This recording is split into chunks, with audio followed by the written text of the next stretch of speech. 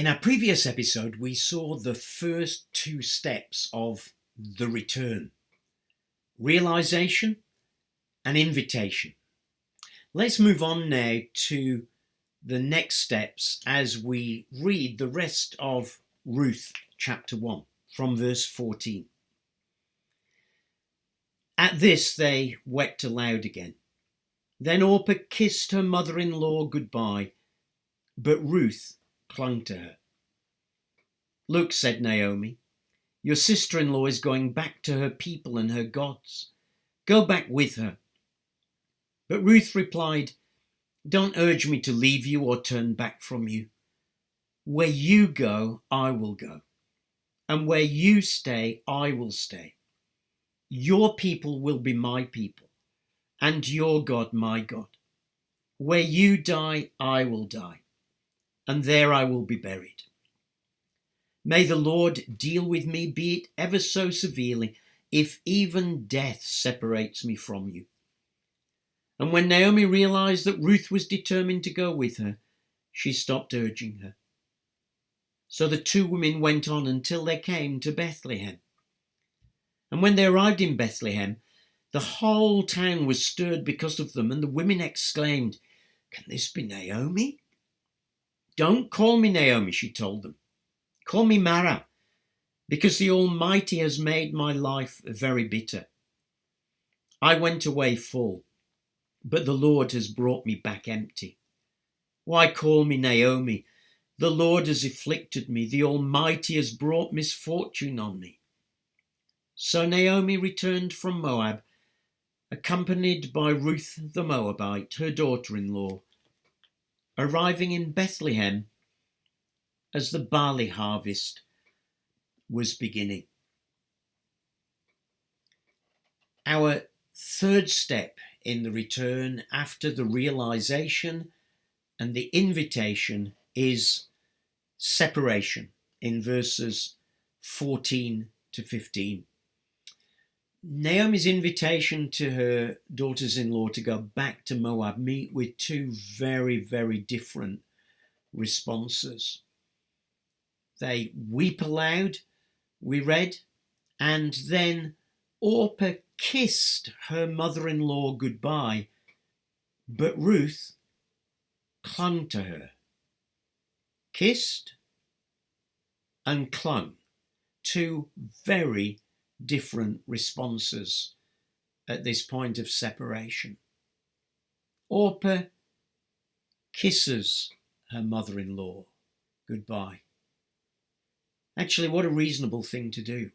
There really was no hope at all, no point in going back with Naomi to Bethlehem. There was no future there. Orpah is simply taking the reasonable step that anyone in their right mind would have done. Frankly, who could criticize her for kissing her mother goodbye and leaving? But Ruth does the very opposite. Ruth doesn't kiss. Ruth clings to her mother-in-law, despite all Naomi's protestations. Verse 15, we read, "Look, Naomi, your sister-in-law is going back to her people and her gods. Go back with her." Now, did you notice those words there? She's going back to her people and her gods. In other words, here is a reminder that at this stage in the story, Ruth and Orpah do not know the living God. They are not part of the people of God. They are still worshippers of the gods of Moab. Here's a reminder that Ruth, around whom not only her story, but the whole story ultimately of Israel, because from Ruth would come King David, and a descendant of King David would be Jesus, and from Jesus would come you and I. Here is a reminder that at this stage in the journey, Ruth was still not a believer in the living God. What a remarkable story of redemption. God touches her heart at this moment. Here is the point of change that she is about to undertake. What a great story of redemption. Here is a reminder to all of us that in Father's house, there is always room for more. Friends, let's go looking for them and expecting them. Here's a little challenge from this section. Kiss versus clung. Which is the word that sums up you? Oh, not just towards God, but towards God's people. Are you a kisser? Thank you very much. You give me a great bleating. Off I go now to find something else. Or are you a clinger? I want to be part of this people because I know God has called me. Which leads us to our next step, because separation is followed in Ruth's case by dedication in verses 16 to 18. Ruth's response is probably one of the most powerful and most beautiful declarations of covenant love in the whole of the Bible. Let's read again verses 16 and 17. Ruth replied, "Don't urge me to leave you or to turn back from you. Where you go, I will go.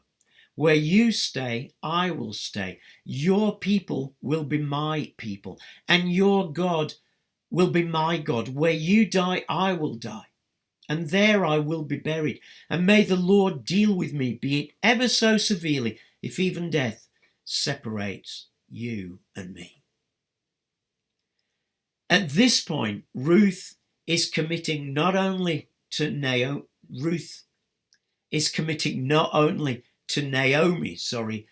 but to Naomi's God and to Naomi's people. You know, the two go together.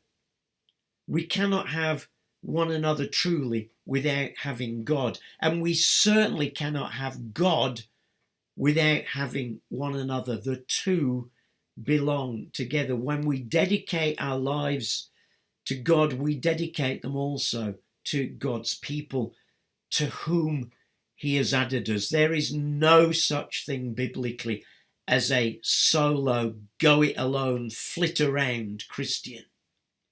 To be committed to God is to be committed to his people. God is still looking, friends, for that sort of dedication today. Dedication first and foremost to God, the living God, of course, but out of that, a dedication to one another.